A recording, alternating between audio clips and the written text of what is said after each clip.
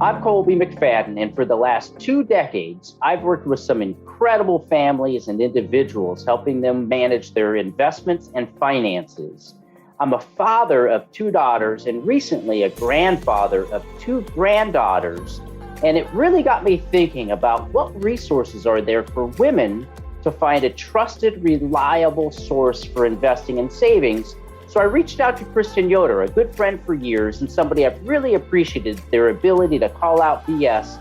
And I asked her if she'd like to work on a project where we could create a trusted resource where women could turn to learn about savings and investing. Hi, I'm Kristen Yoder. I'm a 16-year Los Angeles cannabis industry veteran and host of the Cannabis Detector podcast. My co-host and I have collaborated on a series of episodes focused on investing in cannabis in the past. So when he approached me about doing a podcast focused on helping women build confidence in their money management skills, I jumped at the opportunity. Welcome back to another episode of Confidant Investor Podcast. I am here with Colby McFadden, and we have an exciting episode because I dipped my toe into some stuff without talking to him, and now I'm like, what the fuck is happening? So yeah, why don't we recap, Colby? Yeah, well, let's go back to go forwards and catch everybody up on what we've talked about in the past. We started the process with really talking about the difference between confidence and fear in investing, and then that led us into talking about what different kinds of money personalities people have and how to harness the strengths and the weaknesses of those money personalities to make better decisions. Then we segued into time frame, because how you can manage risk is knowing your time frame of things. And along that way, we've been building up to this conversation of, okay, what kinds of investments are appropriate for people in different parts of their portfolio. And at current time, what's going on is there's this amazing euphoria. I've been in money management 25 years. I haven't seen this kind of euphoria ever around all kinds of things. And so it's just sucking all kinds of people in to try new things. And Kristen is experiencing that. And so let's just catch everybody up to what's happened since the last time we talked. Well, so patience has never been a virtue of mine, which is good. I'm never having kids because I literally couldn't deal with it. But I wanted to start looking at different apps and stuff. And so I had a person in crypto be like, dude, buy Dogecoin. Elon's going to be on Saturday Night Live and it's going to boost it. And so I'm like, I don't know anything about that, but whatever, I'll trust it because fuck it, who cares? So I'm like, I downloaded Webull, which is a trading app. But because it was on a Saturday, I couldn't, I deposited money, but we needed 2 days for it to go through because it was an off day. So I found another site called eToro that had Dogecoin. And I was able to use my debit card. So I just put $100 in there. And then I bought $95 worth of Dogecoin. And was like, I don't know what's going to happen, man. I might make a little bit of money or I might make a lot of bit of money, right? And then I just didn't even pay attention to Saturday Night Live, which I gotta say, he was pretty funny, actually. There's something about that deadpan humor. I guess I relate to that. Anyways, yeah, so he basically called Dogecoin a hustle, on one of the sets, and it did not go as expected. It was when I bought is probably when a bunch of people sold, because I think I bought it at 61 cents. So let's see, where am I at now? So I spent $95, and so far I've lost $34.51. But I go on Reddit, who, for better or for worse, whatever, they're like, dude, Dogecoin, now it's time to buy on the dip, hodl, everybody, to the moon. And they're like, yo, if you get scared on the dip, we don't need you, Doge family. And I'm just like, I mean, within the past 6 months, it's gone up 22,400%. That's fucking insane. And it's like a meme coin. Like, what is it? Like, I don't even know, dude. And so everyone is like, buy more. Like, oh, I just put 10K into it, and like all these people. And I'm like, well, I didn't even barely spend any money. Like, the worst I can do is just hold on to it, because if it continues on the trajectory that it's been on, eventually it will go up more. But like, I don't know what's happening, dude. And so every day I check it and I'm like, oh, it went up 8%, or like, oh, it went down 15%, or like, I don't know, dude. And then it's like, Elon this, Elon that. And then I guess yesterday he said something about Bitcoin. And from what I gather, a whole bunch of cryptos like went down. But then people are like, buy on the dip, like hold, like, because everything, Ethereum, all of these cryptos are going up like a lot. And I mean, dude, I remember when Bitcoin hit like $200 or something like that, like a couple years back, and everyone made a shit ton of money, and then it bubbled out, like popped, and it like dropped, and everyone's like, oh my god, dude, I just lost all this money. But then also I'm reading like, you don't lose unless you sell, so don't sell if you're losing. But how do you know, like, really? And so then I read, just everyone, like, buy coins now and then delete the app, come back to it in a year, because it's a super volatile time right now. And I'm like, who do you listen to and what the fuck is going on? I literally don't know. Yeah, well, so there's a lot to unravel there, and a lot of good stuff, because you're not alone. And even professionals, people who trade and invest for a profession, they go through the same struggles, maybe, quieter, maybe, less extreme, but nonetheless, if you deal in markets and you deal in any volatile market, or what we call risk asset, and your entry is peculiar or wrong, and that could be early or late, then you're going to get a lot of different questions and emotions. So let's kind of dive into it with a couple questions. So when you went and did the app, and you made that first purchase, what was your thoughts? What were your feelings? What tell me about that? So I justified it as, I mean, Dogecoin and Elon have some sort of relationship. And he was going to be on SNL. And a crypto guy who's made a ton of money from crypto was like, like, I heard from a cast member that he's going to shout it out at the end, and do with this what you will, which was, I'm not telling anyone anything because I don't know what the fuck's going to happen. And like, this is someone that I'm planning on like working with possibly. So why not try it? That's why I only put in 95. But then also when I'm looking at it, and I see all these people being like, yeah, dude, like, oh, I just bought more. Like, I just cashed in this for this. And I'm like, dude, should I put in another 100? Like, I don't know.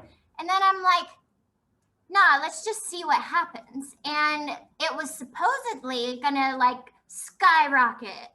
And that did not happen. Actually, it lost. It went from like 67 at its peak to like 47 by the time SNL was done, which is like the opposite of what was supposed to happen. Yeah.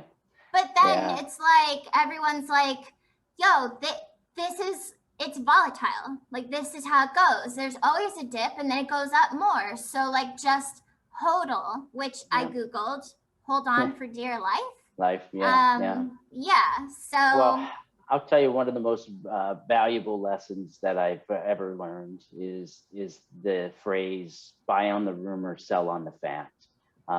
In all risk assets, when the fact comes out, when the event happens, whatever everybody is expecting to happen usually doesn't. It's the opposite. And the reason being is that most successful or savvy investors are trying to get involved ahead of the curve. They're trying to catch the next wave, not be behind the next wave.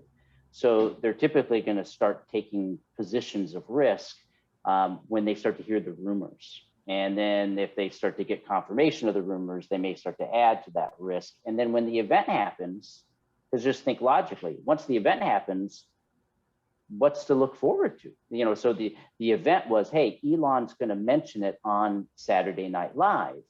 Well, once it happens, crescendo moment, it's over. You know, the lovemaking, the done. I mean, everybody, it's, you know, light a cigarette and take a nap. You know, that's what happens in finance, and what the ones that are late to the game are the ones, and that's what happened here, is that your timing was bad, and that could be temporary. We don't know yet, right? Because you don't know what happens in the future. And so because you instinctually knew this, and the other thing that was going on there is what we call transference. You had people that you liked and you respected telling you that these things were possible, and that helped encourage you to take the risk. So we always have to make sure that if we're going to get transference, if we're going to take advice from people, we really want to make sure that we kind of dig the surface on, are they a confidant? Are they somebody I really trust? And do I really know them well enough to know that what the F they're talking about, you know? So, you know, the thing that you did extremely right is your position sizing. The biggest mistake investors make when they make their first investment is their position sizing is too big because they think they're only going to win. And that's why I asked, what were you feeling? Because you were feeling that, hey, you know what? It could go down, it could go up, whatever it may be. I'm not going to take enough risk to where it's going to hurt me. And that was the smartest decision. A lot of other people and other money personalities, they would have put $1,000 down and they may have only had 500 to spend. And then the next day they're going, oh man, what did I do? I betted on black and red came up. Yeah, I'm reading that in the comments. People are like, I'm 10,000 in. And I'm just like, the way I see cryptocurrency specifically, because I have zero background in it, it's gambling, straight up gambling. And so I'm not going to bet more than I can afford to lose. So I thought 95 bucks, win or lose, it's not that painful. And it's like kind of fun to be in the thingy with everybody, but it's not like I'm going to cry about it because, you know, nothing happened really. And in the meantime, I am invested still. So it's like, I feel like I'm part of a team, but also this team is like, there's the people who invested when it was like 0.0003% of 1 cent. And then there's people who got in at like 60 cents, which was me. And so some people are doing hella good and other people are not. And so, yeah, like it's not that big of a deal, you know. Well, now that you're in the position, right? So you've started a position, you've got in a position now, whether that was a trade, like, hey, I'm trying to get in or out, or an investment, you know. So right now we'll treat it as an investment. Hey, this was your first foray, your first foothold into that particular asset. Let's now talk about what you might want to think about doing next. Okay, so what do I do next? What do you do next with the Doge? Well, one of the things that, back to position sizing, is if you have an investment that you're interested in, and let's say you have $200 to spend on it, or $1,000, whatever it may be, you want to treat the process in stages, or in professional terms, we call them tranches. And so maybe you divvy that money up, that risk capital, maybe you divide it up into 3 or 4 different tranches. And so let's say in this particular case, you started with $95. And let's say that you know, you were willing to invest a total of $400 over a period of time. And you know, the time is relevant only to you. And so now you have the first position in there. Now what's going to happen is it's either going to go higher or lower. And what you're looking to do is to continue to dollar cost average based on how the price moves. So at some point in the future, then you'll make another decision to take another $95 and put it in.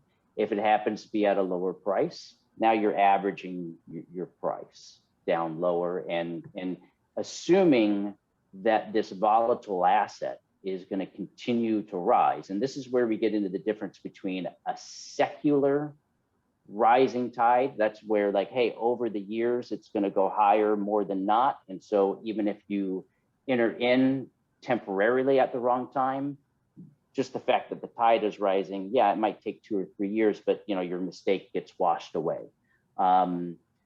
That's what we don't know is are these cryptocurrencies, are they in this secular rising tide where they're going to continue to get more expensive over time? We don't know. We don't know how long this greater fool theory can go out because they can extend a long time.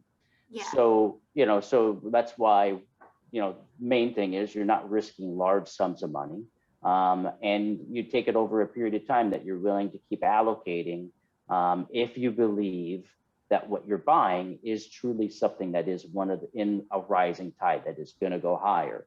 You don't know that for sure, but that's just helping you align the probabilities, because everything in investing is looking at what's possible and then using tools and resources and education and your experiences to take all those possibilities and narrow them down to probabilities. And then from there, you risk your capital on the things that you think are probable. Yeah, so I heard that there's another meme coin like Shiba that the Ethereum dude got money from or something that is supposed to be like the Doge competitor. And like, I don't know. If I look back at the historical data for Dogecoin, it goes up and down, up and down, up and down. But it keeps going up and then it'll go down and then it goes up a little bit higher and then down. And I feel like also taking into mind when people are like, you don't lose until you sell. I get it. I get what they're saying.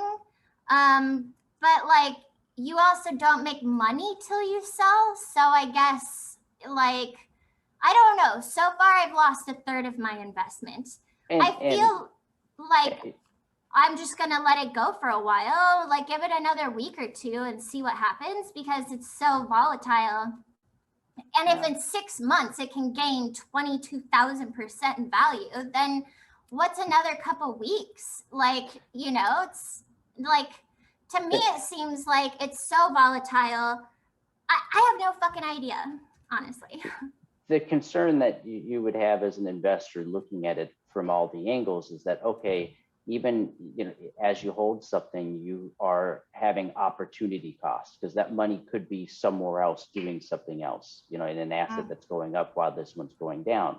There again, that's why position sizing, diversification, and doing these things consistently over time and making this part of your lifestyle. Hey, I do this with this asset, I do that with this asset, and you're building a portfolio that has all these different components. So it's got some stocks, it's got some bonds, it's got some gold, silver, crypto, whatever it may be. That's why people diversify a portfolio, is because you really don't know in all the cycles when it's going to go up, when it's going to go down, and you're really trying to think and focus long term.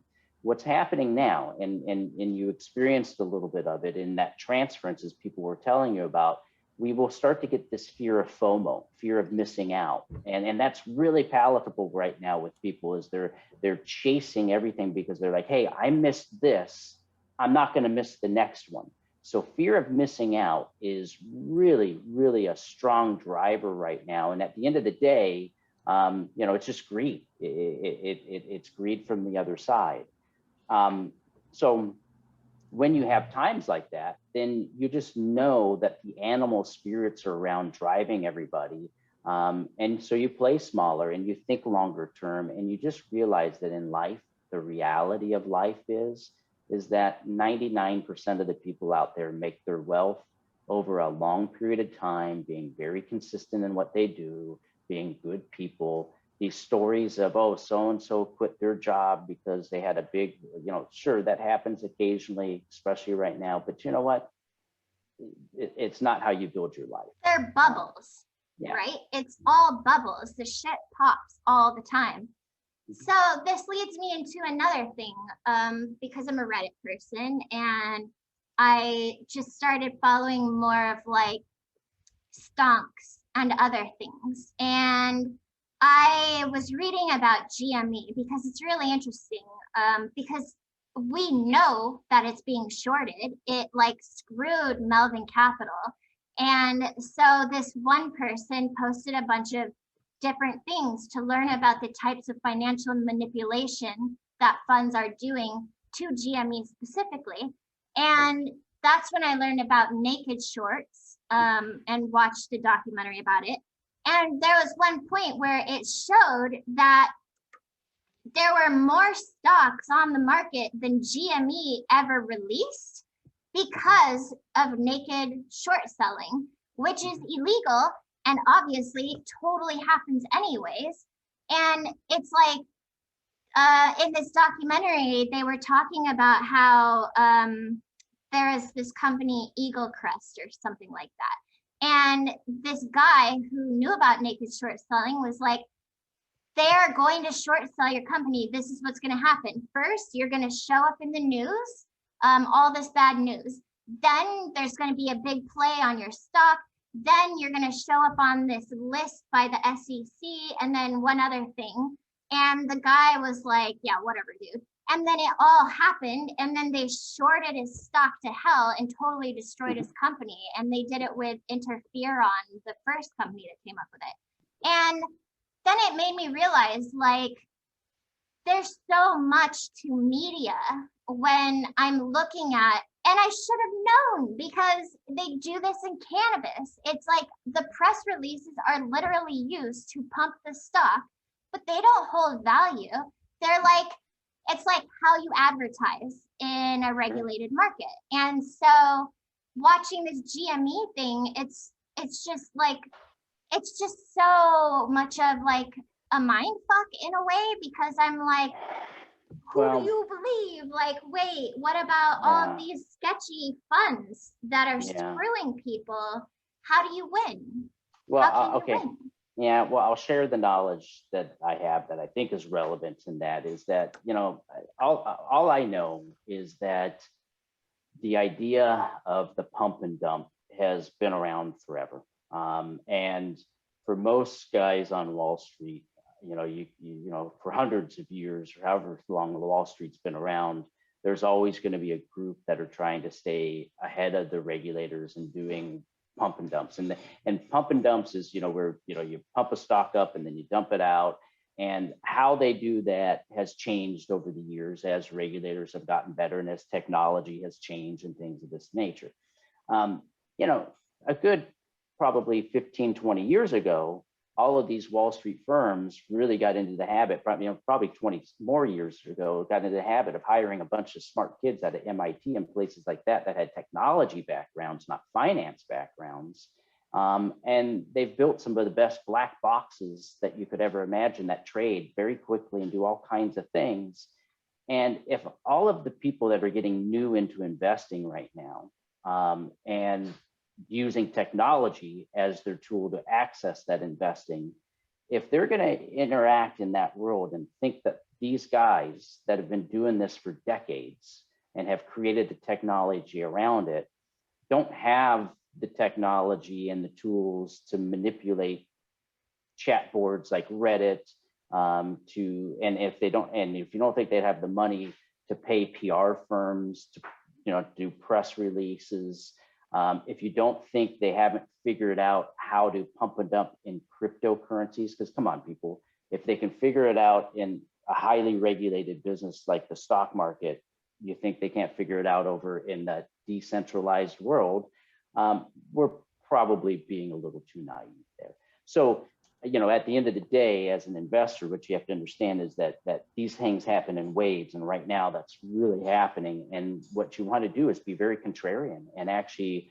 almost do everything against your feelings, the opposite. It's like, you know, it's like SpongeBob opposite day. When you want to buy, you should probably be selling. When you want to sell, you should probably be buying. And that's the counterintuitive hard part of the emotions of investing, is The trick is buy low, sell high. Well, to buy low means you got to be buying something when the news is bad. Nobody wants to, but everybody wants to buy when the news is good. Oh, Elon's going to be on SNL, right? Oh, it's gone up 2,000%. That's all good news. Those are things that happen very rare. That's when you sell. And so you have to think on the opposite side of that. Hey, that's great, but and you go and always look at charts. I'm a visual guy. I know not everybody is, but I'm a big believer. You got to look at charts, because in the years I've done this, the investments that make people money, the things that really matter, have a trajectory that is nice and sustainable, just like nature. Think of an angle in nature that's nice and sustainable over time. Things that do parabolas or parabolic moves, you just have to logically think from nature and science. Something that moves that fast up is going to lose trajectory. And when it does, it's not going to sustain a level angle. It's going to have to come back, and reversion of the mean is the thing that teaches investors the most. Right now, these things are outside of their mean. They've got to return back to the norm. What you want to do is when you start to allocate more money in the future to Dogecoin or whatever it may be, you want to make sure that it's back in that mean of the past trend. That might be a little while. Yeah. Okay. So I think this is for the next episode. We'll get into that, because on Webull, it was like, take this course and then you get a free stock. And I was like, well, word, because I don't know what I'm looking at. Plus I get a free stock. So I did all these things, and I have no idea what I was supposed to have learned. And I think we should talk about that in the next episode, because you're right. It's the charts, and I don't know what the green and the red things are. And it's just math we're definitely ready for two things. One is how to manage the risk with the charts, and the other is how to put the allocation together so any one holding doesn't really distract your mind all that much. Yeah, and that's when I learned about paper trading, which is something I think I'm going to do for a while before I invest money. So just so I get a feel for it, because you're right, man, the emotions is crazy. It's wow. I guess I haven't really even had emotions until this past winter. And now I'm like, oh my God, they're everywhere. Okay. So everyone, stay tuned for the next episode as we get into the technical nature of understanding charts and the ups and the downs and volatility, et cetera, et cetera.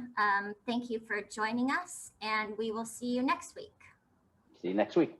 Thanks for watching episode 5 of The Confidant Investor. Give us a like, and make sure to subscribe so you don't miss the next episode. Kristen and Colby dive into the art and science of portfolio structure. Find out why being fearful when others are greedy, and greedy when others are fearful, is important to the investing process. You will also learn 3 simple steps to building a confidant portfolio, while Kristen and Colby break down a time-tested approach to investing. Visit confidantinvestor.com to watch episode 6. The art and science of portfolio structure.